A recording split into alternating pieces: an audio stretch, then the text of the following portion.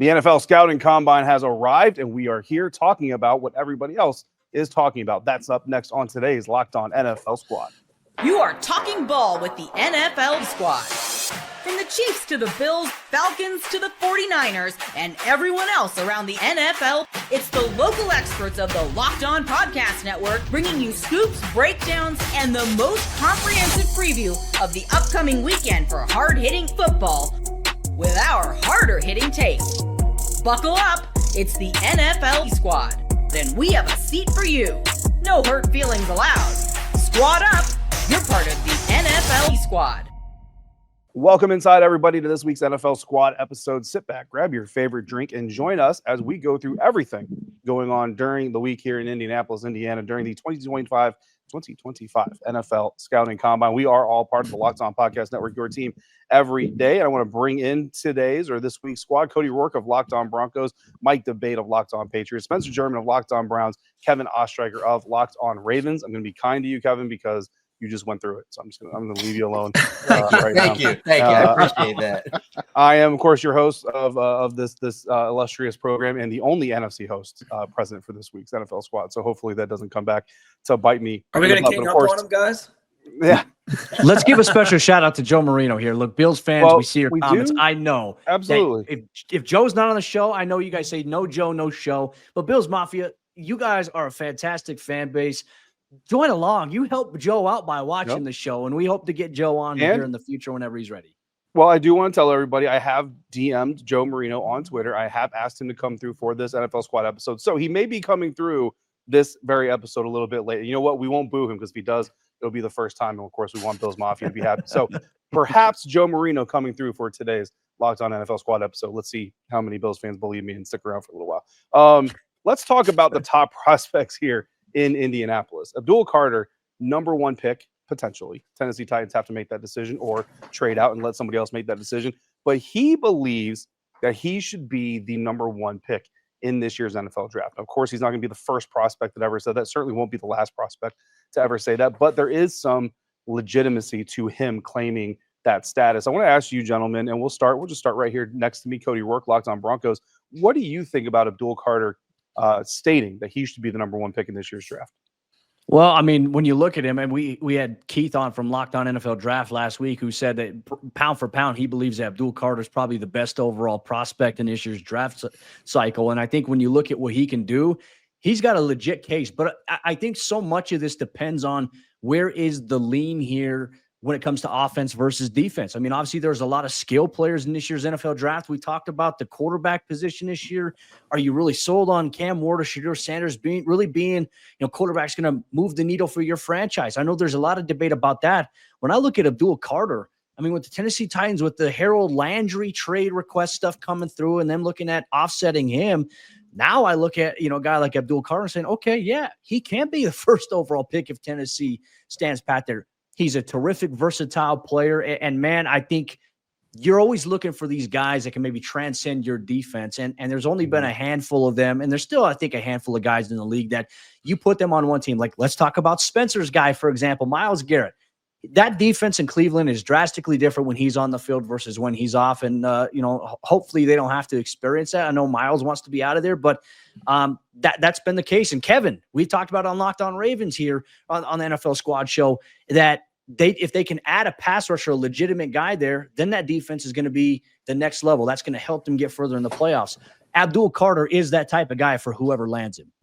Yeah, I mean, look, I think Abdul Carter has a really good case to make, and I'm with you on the thought process of they allow Harold Landry to kind of go out there and seek out a trade partner, because I can't lie, and maybe I'm kind of carrying a little bit over from the Chicago Bears last year, who settled on Caleb Williams in December of 2023 as the number one overall pick. But I'm kind of like, maybe the Titans have already made their decision. Maybe Abdul Carter is going to be that guy, and that's why they're letting Harold Landry go seek out a trade partner. Spencer, let's kick it over to you. Cody just mentioned it, having no quarterback, but having a defensive guy like that who you potentially build around. How valuable can that be for an NFL franchise?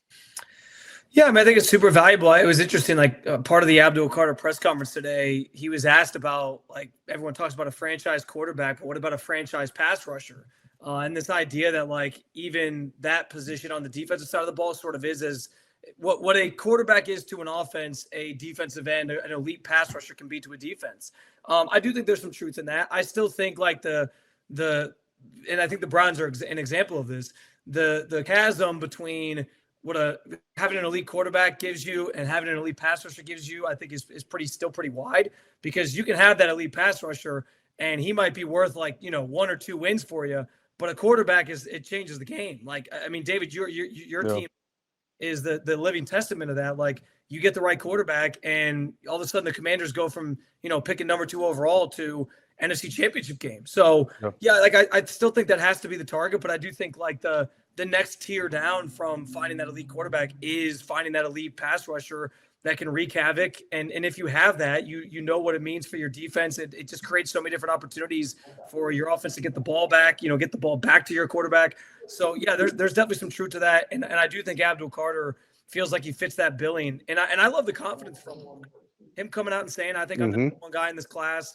I asked him a question about like people are sort of saying he's undersized, and he talked about like they might say that, but I have a lot of heart, and that's something like that can't be measured that I've never had to worry about. So I think it comes with a lot of confidence, and any team that's thinking about taking him is going to get a player that's highly motivated and certainly highly talented. Yeah, listen, I just got done watching a 5'8" cornerback play the perimeter like he's a 6'2" dude named Mikey Sanders still. Coming out of the Michigan Wolverines. You talk about competitive spirit, being able to make a guy play taller, play bigger than he actually is. Kevin Ostreicher, about competitive spirit. Unfortunately, a little bit too recent. Mike Debate, a few things about teams winning Super Bowls. I know in Patriots land, right, it's been forever since the Pats won a Super Bowl. I'm sure Patriots fans are really stressing out over the lack of championships happening right now. But I want to give you a quote here from Carter. So he says, quote, defensive players impact the game just as much as the quarterback. All the teams that have won Super Bowls, they've had that one standout player. I feel like I'm that, end quote. Coming from the team that you cover, can that one standout player really be on the defense and help a team be a continuous contender for the Super Bowl? Yeah, I think it can be. And I think you've seen that with the New England Patriots dynasty. Look, there is no one that's going to take anything away from Tom Brady on my watch as long as I'll wear a headset. I will definitely say that he is the reason why the New England Patriots were what they were alongside Bill Belichick. But they do not win 6 championships without Ty Law taking that leadership role in Super Bowl 36, gaining that interception against Kurt Warner and helping that team forward. They don't win without the strong play of guys like Willie McGinnis and guys like their head coach right now, Mike Vrabel, somebody who absolutely stepped up, made plays when plays needed to be made in the Super Bowl. The greatest comeback in the history of the Super Bowl, Super Bowl 51, does not happen unless Dante Hightower knocks Matt Ryan back into the nether regions when it came to that field and allowed that team to be able to claw their way back in. So, yeah, I think that defenders absolutely have a right to say that they can change the complexity of a game, change the complexity of a run, and change the complexity of a franchise. It kind of made me think a little bit about what Viper said to Maverick in Top Gun when he says, that's it's pretty arrogant considering the company that you're in. And he looked back at him and says, I like that in a pilot. Well, that's kind of how I feel. I like that in this guy. And I really think that he's going to move forward and make some team extremely happy. Maybe it is the Tennessee Titans, but whoever gets him is going to get a guy that knows the target's on his back now. I think he knew that going in. He's ready to step up and he's ready to show the world what he can do. And I think that's exactly what you want in an edge defender. David, you said it, you kind of teased it. You mentioned like defenses, like people who've won Super Bowls. Like you look at what the Philadelphia Eagles just did defensively. I mean, that 4-man rush that they had was impressive. But, there are a couple teams here. Like you go to the Baltimore Ravens, they had Ray Lewis, they had Terrell Suggs, they had Ed Reed. Like you have transcendent players. And for the Broncos, Von Miller almost single-handedly won them the Super Bowl all the way back nearly 10 years ago in Santa Clara, Super Bowl 50. And, you need that type of impact player on your defense, I think, in order to really make a big run, a sustainable run. But I do agree, you have to have that quarterback in place. I think teams that have their quarterback in place, so you can find that player defensively, it amplifies your chances big time. Yeah, and I think even for like the Ravens, that 2000s team, like Trent Dilfer was their quarterback. The reason they won that Super Bowl in 2000 was literally because of their, all respect to Trent Dilfer. He did his job, but like that historic Ravens defense was the reason why they were able to get that far. So I think in today's game, you talk about like the NFL would love it if you just had that like Chiefs Rams matchup from back in the day, just like 50 points versus 50 points, back and forth scoring, like the excitement of the game. But defense does win championships. And I think that those blue chip players on defense in an offensive era, it's not like it's going by the wayside. But you look at some of these teams, like Cody, you mentioned the Eagles in that pass rush. It's like, where the Eagles have been without a guy like Jalen Carter disrupting the middle. And then that takes attention off of other guys, puts other players in one-on-one matchups so that you don't have to face a double, and those guys help out. So, look, it's one of the reasons why I'm very excited Myles Garrett's coming to Baltimore this offseason in the trade. It's never gonna happen. Come on. If we manifest, Spencer, just manifest it with me. It'll be a good thing for the entire AFC. I think Spencer wants to manifest That's it with bad for the Logs on Browns business if I manifest a trade of the Ravens. So I'm good. I'm good. Speaking of the AFC North, Cash.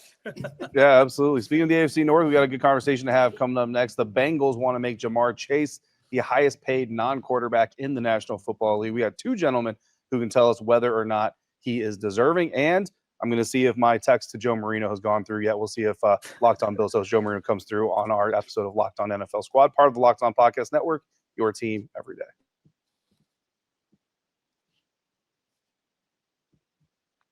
The Cincinnati Bengals want to make wide receiver Jamar Chase the highest paid non-quarterback in the National Football League. Kevin Ostreicher, Locked On Ravens, just going to kick it right over to you, man, while we wait on Joe Marino to get through here. Does he deserve it? I think he deserves that and probably more, especially when you talk about from a Ravens perspective what Jamar has actually done to Baltimore. Let's go back to his two games this past season. 10 catches for 193 yards and 2 touchdowns, followed by 11 catches for 264 yards and 3 touchdowns. Over the course of his career, in just literally only 8 games, Jamar has averaged 120 yards and a touchdown in each of his games against the Ravens, 962 and 8.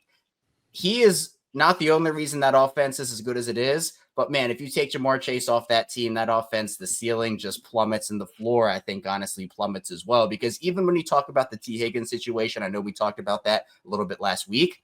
You take T off of that team, I think it's still easier to find a running mate for Jamar Chase, even if it's not T. Higgins. You take Jamar Chase off that team, Jamar Chase is a generational wide receiver. You put him up in that top upper echelon of wideouts, and that's just the name of the game in this offseason. It's not just wide receiver. Obviously, quarterback, there's a whole controversy about those contracts continuing to inflate year after year. Well, with these wide receivers, it's whoever sets the market, the next guy's going to want to set the market, and then the next guy's going to want to set the market. So when you talk about, for example, the quarterback conversation, that's why you want to get those guys done early so you don't have to fork up that extra cash. Well, wide receiver is kind of the same thing. And it's why for Minnesota, like, okay, they got that Justin Jefferson deal done.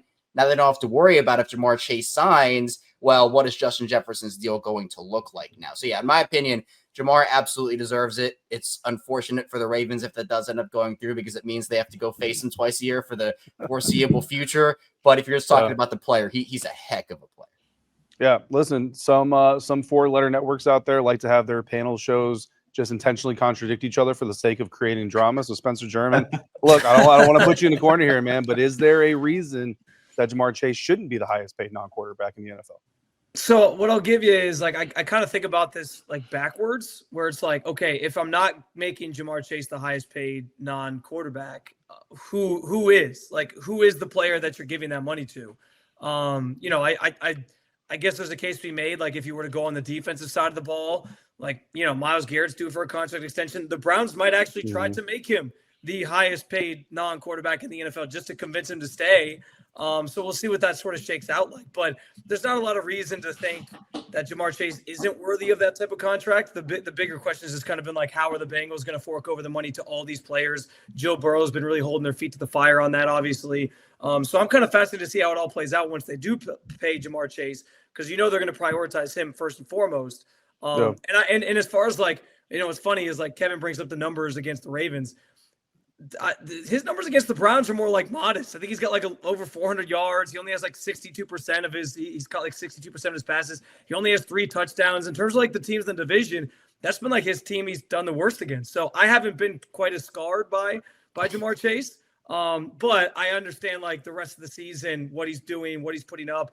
What did he have, like a 264-yard game this year? Like he's phenomenal. I mean, I think honestly, as I said, like as I think about it backwards and kind of deconstruct it that way, it feels like it's either him or Justin Jefferson, right? Like those are the two that probably deserve that money. And Justin Jefferson already got paid, so of course Jamar Chase is going to try to trump him. Yeah, absolutely. Cody Rourke, Mike Debate. I want to ask you both, if not Jamar Chase, is there another player? And perhaps you go the way that Spencer just mentioned there. And for the sake of conversation, being able to be authentic, I'm not going to ask you to pick a player who deserves it more than Jamar, but let's just take Jamar Chase off the table. Jamar Chase is off the table as the highest paid non-quarterback in the NFL. Who is a guy that you think could be that person? Mike Debate, we'll start with you.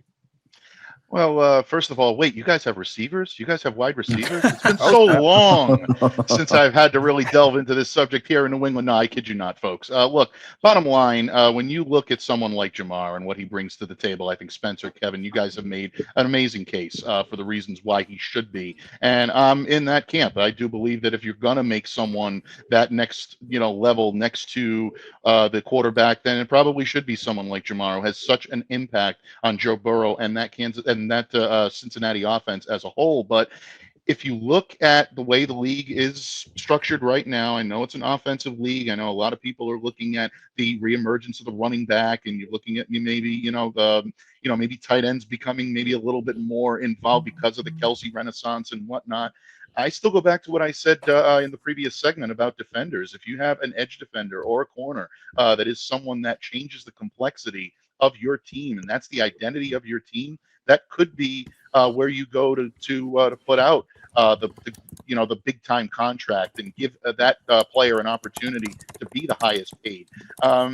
If you're asking me who, I know you didn't put me on the spot, David, but I go to what Spencer said. I mean, it's hard to argue against Myles Garrett if you're going to go with a defender, being the highest paid player in the league as a non-quarterback. What he's done in the league since inception really is truly remarkable. And he's that guy that can change the complexity of a team just by his presence. So, yeah, I would say that someone like that could end up being. But again, receivers are a high profile position. And Jamar Chase, in my opinion, has earned it with what he's put out on the field. I mean, you make a great case for Myles Garrett, if that's in Cleveland or elsewhere. I don't know. Like if I'm looking at, another wide receiver, if it's not Jamar Chase, could it be T. Higgins? T. Higgins' estimated market value is like 25.4 average annual value per year. That's nowhere close to what Justin Jefferson or even what Jamar Chase is going to command. I'm just trying to think of another player right now that could get an extension that would make over $25 million per year in a sense, or even 30 at this point. I think there's been a lot of conversation about position valuation. Like we've seen, like a few years ago, the safety position was one of the more lucrative positions right now to pay because of the too high shell and the emergence of that. Thank you so much, Vic Fangio, for creating that blueprint. But now we started seeing the last couple of years, the safety position value has dropped financially, which has been a little crazy. We're seeing it go now to cornerbacks. Pat Surtain reset the cornerback market. And then a few days later, Jalen Ramsey gets the extension that kind of changes that a little bit there. I'm very curious to see what it could be. I mean, I know Sauce Gardner's in line to, potentially getting paid in New York. It's hard to imagine, but I don't see Sauce making more than $25 million per year at the cornerback position. That's crazy. So if any other player, non-quarterback, T. Higgins, if it's not Jamar Chase, T. Higgins has to be the next man up on the totem pole. So I have kind of a fun question here, like because a lot of the names that we're talking about, like our pass rushers, Myles Garrett's names come up a couple times, or the wide receiver position. I sort of pulled this up, Cody, while you were giving your answer, like. As you pull up like the average annual value of contracts in the NFL, obviously you got quarterbacks like 1 through, I don't know, I think like 1 through 16. But then the first highest paid non-quarterback, of course, is Justin Jefferson. Next in line is Nick Bosa.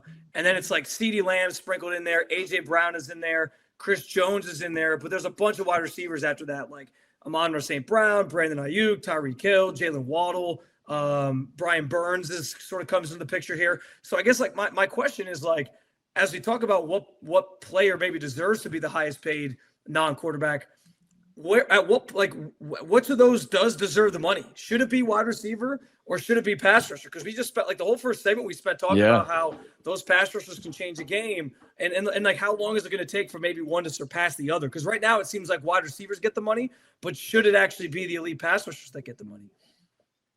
I would I say think that's a really yes. good question because I look at it, right? Wide receiver, I actually had this conversation with Terry McLaurin not that long ago. Wide receiver is one of the most dependent positions on the football field. Yeah. Like for a wide receiver to be successful, it needs an offensive line that can give the quarterback time to find him. And it needs a quarterback that has the time and the ability to then find him, and a scheme that's going to accentuate his talents and allow him to be effective as a weapon in that offense. So a wide receiver can't just go out there and I'm great, so we're going to win football games. But like you said, Spencer, like a pass rusher, of course, if they are playing with other good defensive linemen and all that stuff, of course it helps. But your most elite pass rushers, like a Myles Garrett, to bring him back up, can go out there even with a maybe not so stellar cast around him, still impact the game even without it, but not as dependent as others. So I think it's a really good question to bring up.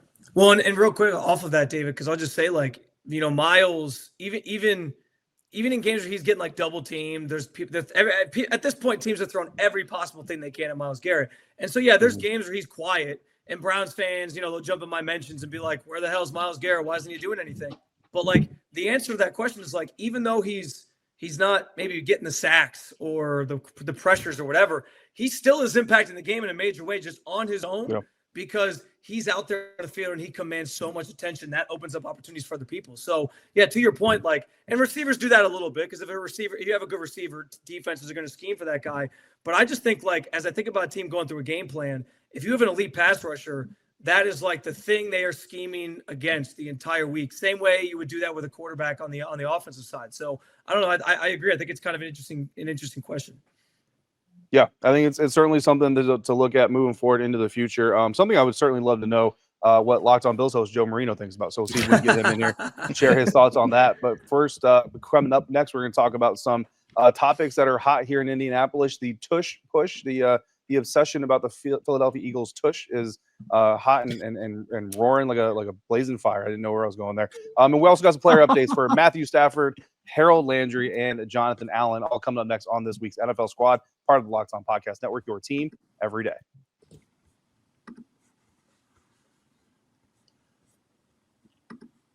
Wrapping up this week's NFL Squad episode, we got some buzz building here around the National Football League during the week of the NFL Scouting Combine here in Indianapolis, Indiana, and yeah, man, Tush Push. There's a whole lot of rear end talk going on here in Indianapolis, and I was actually asked this about Tony Wiggins on the Wednesday afternoon episode of Locked On NFL. I got to tell you guys, I'm kind of on the fence. Like I'm kind of the old school type of guy, and when it comes to this, of if it's good, copy it or stop it, and then it'll just go away if you really don't like it. But then I'm also kind of like, the neutral zone isn't really being respected with the Tush Push play, and it should be respected because it is a rule that's in place. So I want to go around the horn here. Cody Rourke, what are your thoughts on the Tush Push, man? Should it be just eliminated, or is there another part of this conversation that really needs to be accentuated? Green Bay is so soft for this. Like, Mark Murphy, what are you doing? Like, just say you can't figure out how to, like, the Eagles have done so much. And look, it helps when you have a quarterback who can squat almost 600 pounds in Jalen Hurts. If it was easy to replicate, a lot of people would be able to do it. But you look at the Eagles' offensive line, the biggest offensive line in football, a quarterback who's a dog, and you got a running back behind you who can almost squat 600 pounds as well in Saquon Barkley. That is get good. Like, be better at your evaluation, Green Bay. Like, figure out a way to do it. It trying to take away something because they think it's a mismatch or it's unfair just goes to show, like, hey, you got to do a better job coaching against it. And I feel like if there's any team that we saw maybe do well against it, not necessarily against Philadelphia, but when Josh Allen and the Buffalo Bills did the Tush Push in the playoffs, they didn't have success. Like, Kansas City found a way to stop them in that matchup that they had there. So for me, find a way to stop it. Now, to your point about the neutral zone, like, you get guys, and I remember even just seeing this as well. Like, Washington was at one point being threatened, like, hey, we may even allow a score if this continues.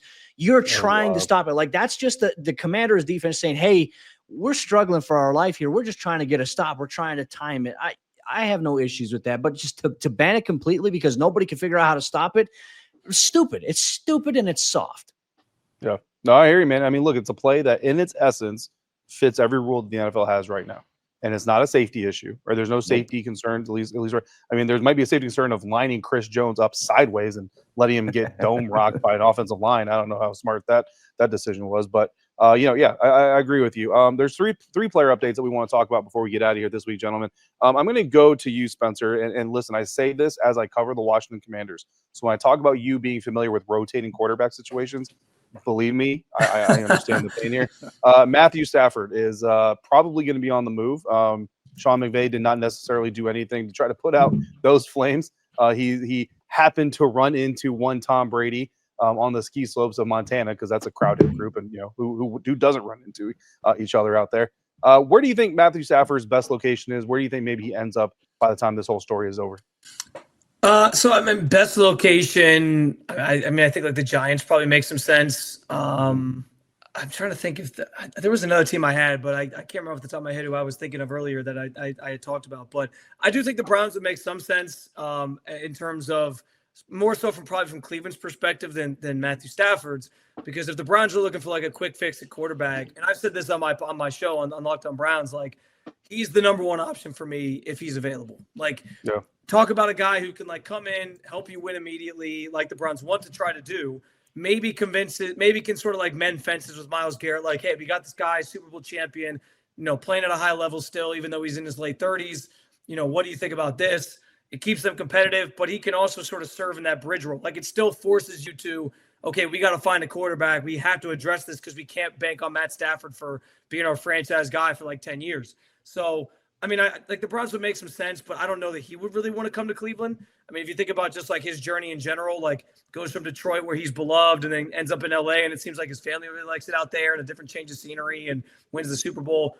So I don't know if he'd come to Cleveland, but I do think they're going to show some interest, and I do think they would be a fit ultimately if that were to happen. Yeah, I mean, look, you mentioned Matt Stafford's family. I almost kind of wonder if we put video game clauses in Kyler Murray's contract. I wonder if you can put family clauses in Matt Stafford's contract. That might be something somebody would be interested in doing. No Kelly Stafford on podcasts or anything? Yes, please. Devin Ostreicher, Locked On Ravens. I want to go to you. We got two defenders here, Harold Landry, Jonathan Allen. Both have been granted permission to seek trade partners. Again, a thing or two about great defensemen. Not saying that either of these guys are necessarily great defensemen, but at least solid defensemen, right? I'll let you pick your defender here, Harold Landry or Jonathan Allen. What do you think happens with either of these guys? Where do you think the best fit is for either of these guys? We'll leave the other one for Mike debate. I'll go with the Jonathan Allen, and I will go, I think, a little outside the box, but it does depend on what the cap situation looks like for them. But if there's some level of a deal, that Bengals defense does need help. Now, you have to pay Trey Hendrickson first. I think that's first and foremost. If you don't pay Trey Hendrickson, you're going to make Joe Burrow unhappy. You're going to make a lot of other people in Cincinnati unhappy. But we saw how historic that offense was in Cincinnati this season, and they had absolutely nothing to show for it because they couldn't stop the run, couldn't stop the pass. They have other needs. But if the money is right and there's some level of something that can be worked out and they're able to pay their guys, I wouldn't do that if it means they can't pay T. Higgins. If you have to do T. Higgins or Jonathan Allen, you take T. Higgins. T. Higgins, that's the guy. Or same thing with Trey Hendrickson. But I'm just trying to think of ways that they can help their defense, because it is so apparent that they have the firepower, especially if T does decide to play on the franchise tag this year. I don't know if that's going to actually happen, but like, let's just say it does. You can't go out there and let Joe Burrow just have this great year again and have nothing to show for it. So I think that Jonathan Allen could help Cincinnati on the interior. They lost DJ Reader last offseason. I think they felt that really badly this year, and putting in another guy in Jonathan Allen, who might not be that like DJ Reader guy, but is still, I think, a pretty decent player. You can go out there and maybe that can work for Cincinnati. Yeah. I mean, look, I want to Locked On Commanders. I said, I think at the end of this whole thing with John Allen, I think he ends up released. I don't think anybody's probably going to trade for him. The $15.5 million that he is not guaranteed, but due in base salary this season. And once that happens, he can go out and find a deal. I think probably $6 to $8 million is probably the ballpark I think he'd probably be had for. Certainly something that the Bengals might be able to swing. So he's a Buffalo Bill now. He's a Buffalo Bill. Mike debate. Let's finish this off with Harold Landry. Does Joe Marino one of the newer players. Joe Marino has not responded to my DM. In fact, actually, if he listens to this episode, he might block me on Twitter and not allow me to DM him in the future. Harold Landry, what do you think happens there, Mike? Where do you think his best fit is? Well, as soon as Kevin mentioned Allen, that Grinch sly-like smile came over my face, and anyone that saw that knows that I believe that if Mike Vrabel and Elliott Wolf and Ryan Condon are not on the phone trying to make this happen with the Tennessee Titans right now, they're doing themselves a disservice. Look, Harold Landry, 28 years old, 31.5 sacks in the last 3 seasons, started all 17 games last year, 71 tackles, 9 sacks, 18 pressures, 4 pass deflections. By simply walking through the door in Foxborough, he makes that defense better. This is someone who played under Vrabel before in Tennessee. He played under Terrell Williams, the new defensive coordinator in New England. He knows that system. He'll be able to integrate himself immediately into that system. And at the bottom line, he's also a guy that has ties to the area, being a Boston College alum. So in my opinion, if the Patriots are willing to or trying to make this defense better, especially now with Devon Godchaux requesting a trade and the Patriots going to facilitate and allow him to go out there and to facilitate potentially a trade, this is a move I think the Patriots should absolutely do everything they can to make. It just makes too much sense for New England right now. I think Harold Landry would look very nice in a Patriots uniform in 2025. Yeah, I 100% agree. They can't. No arguments come in here. Thank you, gentlemen. Cody Rourke, Mike Debate, Kevin Ostreicher, Spencer German. Thank you for coming through, being our NFL squad this week. Thank you to everybody out there for coming through to watch or listen this week. Bills Mafia, a special thank you to you for coming through this entire episode, waiting for Joe Marino. Sorry he couldn't make it. I promise you he will be here next week. Promise you. That's going to happen. Of course, each of us is bringing you all of our best effort and content covering your favorite NFL teams. So make sure you're following, make sure you're subscribed. Don't miss a moment of all the coverage happening right here on the Locked On Podcast Network, your team every day.